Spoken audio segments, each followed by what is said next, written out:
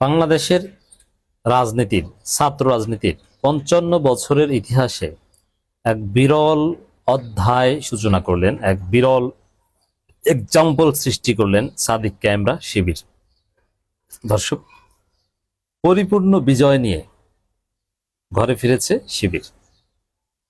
বলছি, ডাকসু নেতা এবি জুবায়ের এবং মোসাদ্দেকের উপর যে পরিকল্পিত হামলা তারেক জিয়ার এবং সালাউদ্দিন আহমেদের নির্দেশে এবং পুলিশের যে নাটক আমরা দেখলাম, এক পুলিশি রাষ্ট্র, এই সব ঘটনার ফিনিশড সমাধান শিবির পরিপূর্ণ বিজয় নিয়ে ঘরে ফিরেছে। হ্যাঁ, এখানে যে ছাত্রদল যে থেমে যাবে, এখানে নাকারের চুবানি বা পরিপূর্ণ পরাজিত হয় তা না, থেমে যাবে না।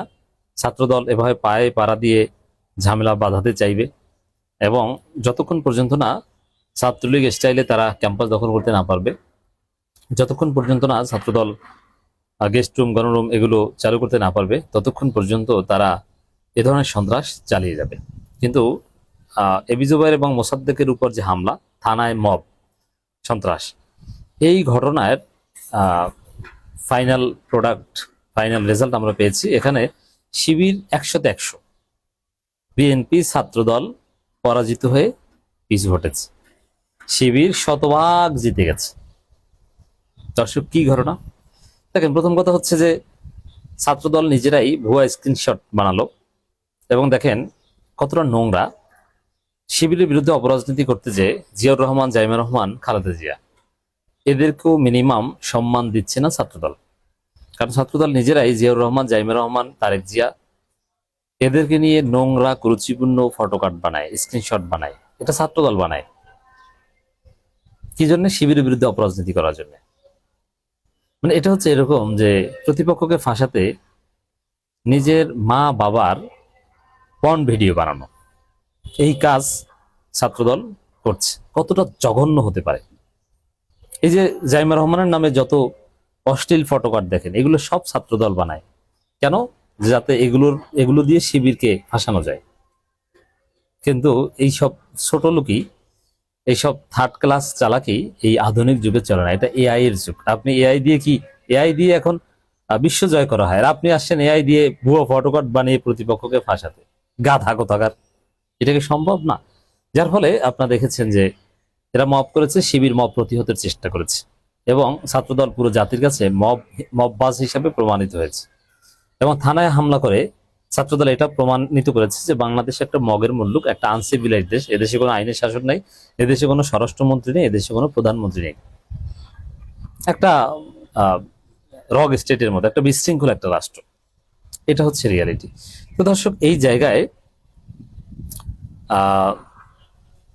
শিবির যেটা করেছে, হ্যাঁ, শিবিরের ছেলেরা থানায় অভিযোগ করতে যায়, আশ্রয় নিতে যায়, সেখানে তাদেরকে আটক করে ছাত্রদল, ছাত্রদল পুলিশ, এই পুলিশ পুলিশ এগুলো সব ছাত্রদল করার লোকজনকে পুলিশের চাকরি দিয়ে এখানে এখন প্রদান করা হয়েছে। এদের আচার আচরণ একদম আওয়ামী ছাত্রলীগ পুলিশের মতো, সেই বিপ্লব কুমার এবং হারুনদের মতো এখন ঢাকার ওসিরা কাজ করছে, সেম।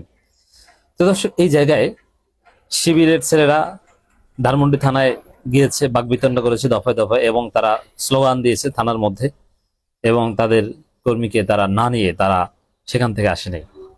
কয়েকটা ঘটনা ঘটেছে। প্রথম কথা হচ্ছে যে ছাত্রদল দুঃখ প্রকাশ করেছে মবের জন্য। দুঃখ প্রকাশ করলে হবে না, এবং পুরো জাতি দেখেছে যে ছাত্রদল কি, এবং তারা যে ছাত্রদল এবং সমস্ত ফ্যাক্ট চেকিং যত প্রতিষ্ঠান আছে সবাই এটা প্রমাণ করেছে যে না, এখানে এই শিবিরের কেউ এইসব স্ক্রিনশট এগুলো তার সাথে তারা জড়িত না, এগুলো তাদের নামে বানানো হয়েছে। কারা বানিয়েছে? ছাত্রদল, কখনো কখনো ছাত্রলীগ এগুলো প্রচার করেছে। তো এটা পুরো জাতির সামনে প্রতিষ্ঠিত হয়েছে। এটি তো শিবিরের বিজয়। আর দ্বিতীয় হচ্ছে যে শিবিরের যে ছেলেকে পুলিশ আটক করেছিল, যেটা একটা বিরল ইতিহাস, যে থানায় যে যিনি আশ্রয় নিতে যান তাকে আটক করে, এটাকে বলে মগের মূল্য। দেশে কোনো আইনের শাসন নেই, অথচ যারা মব করে, থানায় হামলা করে, তাদেরকে কিছুই করা হচ্ছে না, সাংবাদিক পেটায় তাদেরকে কিছুই করা হচ্ছে না। তো দর্শক, এই জায়গায় সেই ছেলেকে শিবির ছাড়িয়ে এনে তারপরে বাসায় এসেছে, এবং সাদিক ক্যামেরা আলহামদুলিল্লাহ বলে এতে ফেসবুক পোস্ট দিয়েছেন। মাহমুদ এখন মুক্ত। একটি প্রমাণিত মিথ্যার উপর দাঁড়িয়ে রাজনৈতিক এজেন্ডা এবং সেটিং এর অপচেষ্টা দিন শেষেই ব্যর্থ হয়, যেমনটা ছাত্রদলের প্রমাণ দিল। স্বেচ্ছায় থানায় গিয়ে আইনি আশ্রয় চাইতে যাওয়া ঢাবি শিক্ষার্থী মাহমুদকে নিয়ে পুলিশ বিকেল থেকে ভোর চারটা পর্যন্ত 12 ঘন্টা থানায় রেখে জিডি গ্রহণ না করে উল্টো হয়রানি করে নাটক সাজানোর যে ভয়ঙ্কর চেষ্টা করছে, সেটি সরাসরি ফেসিবাদী পুলিশের প্যাটার্নের পুনরাবৃত্তি। তো এই যে পুলিশের আচরণের মাধ্যমেই প্রমাণিত হয় যে এগুলো সব তারেক জিয়ার নির্দেশে হচ্ছে। দুপুরেই প্রমাণ হয়েছে যে ফটোকারটি ভুয়া। এদিকে রাতভর জলঘোলা করে ছাত্রদল তার আসল রূপ সবার কাছে দেখিয়ে দিল। সঙ্গে সঙ্গে ভিসি প্রক্টর ও পুলিশকেও দেখালাম চিরচেনা পুরনো রূপ দেখলাম। যারা মাহমুদের পক্ষে কথা বলেছেন এবং জুলুমের প্রতিবাদ করেছেন তাদের আন্তরিক ধন্যবাদ। তা দিন শেষে কি হলো, যে মাহমুদ মুক্ত এবং শিবিরের ছেলেরা কেউ এইসব স্ক্রিনশটের সাথে জড়িত নয়, আর ভুয়া ফটোকার্ডের সাথে নোংরামির সাথে জড়িত নয়, এটাও প্রমাণিত হলো। আবার ছাত্রদল সন্ত্রাসী হিসাবেও প্রতিষ্ঠিত হলো এবং এবি জুবায়ের মোসাদ্দেক কি এটা টের পাবে। ওরা আরো কয়েক গুণ শক্তি নিয়ে ফিরবে। ওদেরকে মৃত্যু ছাড়া, আর মৃত্যুর পর আল্লাহ ওদেরকে জান্নাত দিবেন, শাহাদাত ছাড়া এবি জুবায়ের মোসাদ্দেককে, সালাউদ্দিন আম্মারদেরকে পৃথিবীর কোন শক্তি 1 সেকেন্ডের জন্য থামাতে পারবে না। এবি জুবায়ের মোসাদ্দেকের কলিজা কয়েক কেজি। ওরা হাসিনার বিরুদ্ধে কিভাবে যুদ্ধ করেছে আপনারা জানেন না। সালাউদ্দিন আম্মার, এবি জুবায়ের মোসাদ্দেক, এই 3জন হচ্ছে তারেক জিয়ার আতঙ্ক। ওইরকম সাদিক কায়েম, সিবগাতুল্লাহ সিবগা, হাসনাত নাহিদ, ওই 6-7 জন সমন্বয়ক যেরকম পুরো হাসিনার বিশ্বব্যাপী মসনদ তছনছ করে দিয়েছে, তারেক জিয়া এই 3জনকে ভয় পায়। থানায় মব করেছে ছাত্রদল, মজা নিয়েছে পুলিশ, এবং ক্যাম্পাসে কোনো সন্ত্রাস দখলদারিত্ব প্রশ্রয় দিবে না শিবির। স্পষ্ট করে S M Farhad, Sadiq camera বলেছে। পুলিশের যে ঘৃণ্য আচরণ পুরো জাতি দেখেছে। এতে বিএনপি যে একটা মবের শাসন চালাচ্ছে, বিএনপি যে বাংলাদেশকে মবের মুলুক বানিয়েছে, এটা পুরো জাতির সামনে স্পষ্ট হলো। তো দর্শক, দিন শেষে ওরা দুঃখ প্রকাশ করছে এবং সবাইকে শান্ত থাকতে বলছে ইত্যাদি ইত্যাদি। এবার যে ইস্যু নিয়ে এত সন্ত্রাস, এত জঘন্য রূপ দেখালো, তো কি প্রমাণিত হলো যে না এটা মিথ্যা? এখন পুলিশের ভেরিফিকেশনে প্রমাণিত হলো।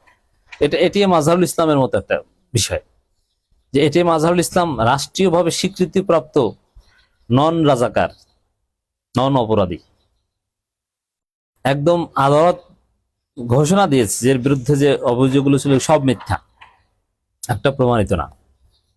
তো এখন শিবিরের ছেলেরা রাষ্ট্রীয়ভাবে পুলিশের মাধ্যমে ভেরিফাইড সার্টিফিকেট প্রাপ্ত যে তারা নিরপরাধ, তারা কোনো ফটোকার্ড কিংবা স্ক্রিনশট এগুলোর সাথে তারা জড়িত না।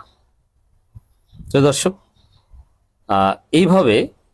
এইভাবে ছাত্রদলকে নাগানি চুবানি খাওয়ানো বা ক্ষমতাসীন সংগঠনকে পিছু হটানো এবং রাষ্ট্রের মাধ্যমে সার্টিফিকেট আনা এবং থানাকে এভাবে ডিল করা, এটা 1971 সালের পর বাংলাদেশের ছাত্র রাজনীতিতে কখনো এরকম ঘটেনি।